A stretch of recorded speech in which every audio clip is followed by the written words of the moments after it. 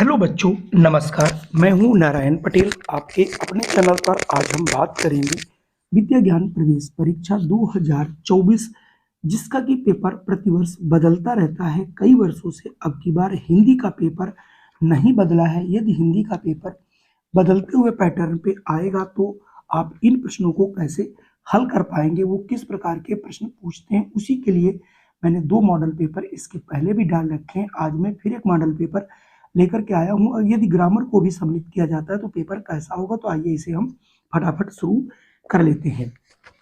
सबसे पहला प्रश्न आपके सामने है, मुख में राम बगल में छुरी, लोकोक्ति का सही अर्थ क्या होगा। तो चूंकि मैं आपको उत्तर बताता रहूंगा और आप देखते रहिएगा, आपको पूरा पेपर समझ में भी आएगा और आप रोक रोक के इसे देख सकते हो। तो उसका सही आंसर होता है बच्चों कपटी व्यक्ति, यानी यहाँ से ऑप्शन ए वाला हो जाएगा। जो दिखाई नहीं देता हो, वाक्यांश के लिए एक शब्द।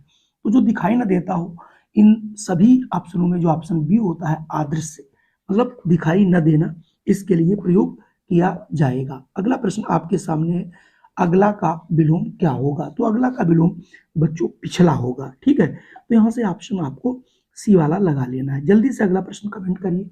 अमृत का पर्यायवाची, तो अमृत का जो पर्यायवाची होता है वो बच्चों पीयूष होता है। तो यहाँ से ऑप्शन ए वाला आप लोग लगा लेंगे। अगला प्रश्न है, कटि शब्द का अर्थ क्या है। तो जो कटि होता है ये कमर के लिए प्रयोग किया जाता है। तो ऑप्शन डी यहाँ से हो जाएगा। चूंकि रस आपके 9 होते हैं, उनके स्थायी भाव अलग अलग होते हैं, एक बार जरूर देख लीजिएगा। तो जो रति होता है उसका स्थायी भाव बच्चों श्रृंगार होता है। तो यहाँ से ऑप्शन हमारा ए वाला आप लोग चुन लेंगे, जिससे आपका आंसर सही हो जाएगा। अगर मैं 7वें की बात करूं, रघुपति राघव राजा राम में कौन सा अलंकार है। तो चूंकि जहां पर एक ही अक्षर की कई बार पुनरावृत्ति होती है, तो वहां पर अनुप्रास अलंकार होता है। तो यहाँ से ऑप्शन सी आप लगा लेंगे। अगला है, रामधारी सिंह दिनकर की रचना कौन है। तो रचनाएं कई कवियों की हैं, उन्हें आप जरूर याद कर लीजिएगा। तो रामधारी सिंह दिनकर की जो सबसे प्रसिद्ध रचना है वो है उर्वशी। यहाँ से ऑप्शन ए हो जाएगा। अगला प्रश्न आपके सामने है कि रसखान ने रचना की थी। तो रसखान ये भी एक कवि हैं। इन्होंने किस की रचना की थी। तो इन्होंने प्रेम वाटिका की रचना की थी, जो कि आपको ऑप्शन बी में यहाँ पर दिखाई पड़ेगा। अगला आपके पास 10 से 14 तक एक जो है गद्यांश दिया जाएगा, उस गद्यांश को आपको पढ़ना है। मैं 2 मिनट रुक जाता हूँ, यहाँ पर आप देख लीजिए गद्यांश में क्या दिया गया। आप वीडियो को देखिएगा और इसमें गांधी जी के जीवन चरित्र के बारे में बताया गया। इसमें थोड़ा सा भी और है, मैं आगे आपको पढ़ देता हूँ और आप पढ़ लीजिए और उस आधार पर इनके आंसर मैं आपको लेकिन बता दूंगा। तो देखिए थोड़ा सा और बचा, इसे आप पढ़ लीजिए। पढ़ने के बाद मैं आपको आंसर यहीं से बता देता हूँ। तो इसमें देखिए पहला ही प्रश्न आया था, गांधी जी का जन्म किस जिले में हुआ था। तो चूंकि जब आप पैराग्राफ पढ़ोगे तो उसमें आपको पता चलेगा कि इनका जन्म जो है वो पोरबंदर जो जिला है उसमें इनका जो है हुआ था।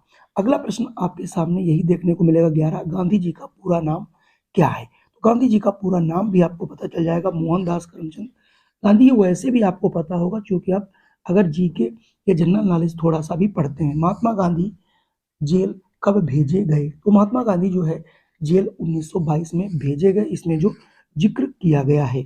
अगला प्रश्न आपके सामने है, गांधी जी नेग्रो कैदी से किस प्रकार भाव प्रकट करते थे। तो यहाँ पर उनका भाव कैसा था, वो संकेतों के द्वारा भावों को प्रकट करते थे। ऑप्शन ए, नेग्रो को किससे प्रेम मिला। तो यहाँ पर सही ऑप्शन हो जाएगा 14 का बी, गांधी जी से। अगला प्रश्न है, सगुण को किसने माना, यानी सगुण को किसने माना। तो सगुण को जो है यहाँ पर सूरदास ने माना है। तो सगुण का मतलब जो आपको सगुण मान करके जिसकी आप पूजा करते हैं, तो सगुण के रूप में यहाँ पर जो प्रसिद्ध है वो है सूरदास। अगला प्रश्न आपके सामने है, कंपनी किस प्रकार का शब्द है। यानी जो कंपनी शब्द आया जिसको हम हिंदी में पढ़ते हैं, तो ये कंपनी किसका है, अंग्रेजी का है, जापानी है।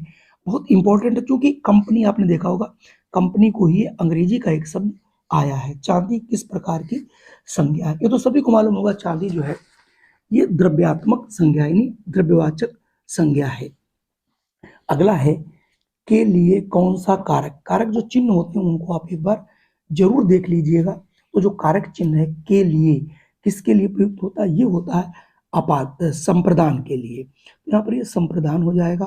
प्रश्नवाचक संज्ञा का उदाहरण क्या है? यानी जो प्रश्नवाचक संज्ञा है वो यहाँ पर सर्वनाम के रूप में किस प्रकार से व्यक्त करेंगे? तो होता है क्या।